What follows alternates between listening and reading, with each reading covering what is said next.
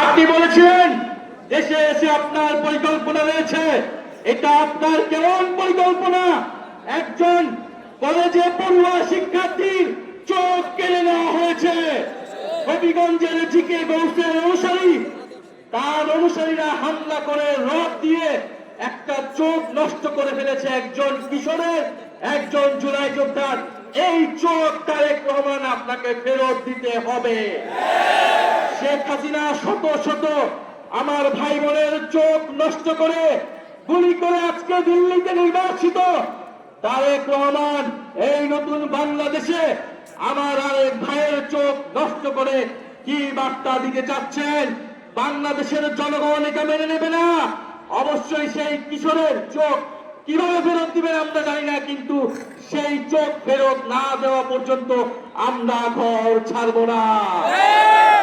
আমরা জিয়াউর রহমানকে শ্রদ্ধা করি, বেগম খালেদা জিয়াকে শ্রদ্ধা করি, কিন্তু জিয়াউর রহমানের ছবি পোস্টার টানিয়ে, বেগম খালেদা জিয়ার ছবি পোস্টার টানিয়ে আপনারা সন্ত্রাস করবেন, জমি দখল করবেন, ভূমি দখল করবেন, এটা আমরা মেনে নেব না। বিগত 16 বছর এই দেশে মুজিবের নামে ব্যবসা হয়েছে, এখন আমরা জিয়াউর রহমানের নামে কোনো ব্যবসা হতে দেব না। অবিলম্বে জিয়া ব্যবসা বন্ধ করেন, সন্ত্রাসবাদ বন্ধ করেন, দেশে গণতন্ত্র প্রতিষ্ঠা করেন।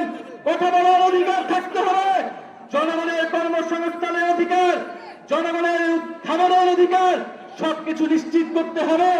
সংস্কার নিশ্চিত করতে হবে, বিচার নিশ্চিত করতে হবে।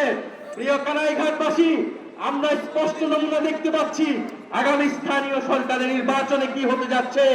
এই সকল লাঠিয়াল বাহিনী সন্ত্রাসীদেরকে দিয়ে আবারও ভোট ট্রেকিং করা হবে, জনগণের অধিকার কেড়ে নেওয়া হবে। আপনাদেরকে সেটার জন্য প্রস্তুত থাকতে হবে। আমরা জাতীয় নির্বাচনে যে ইঞ্জিনিয়ারিং হয়েছে তা আমরা ঠেকাতে পারি নাই, কিন্তু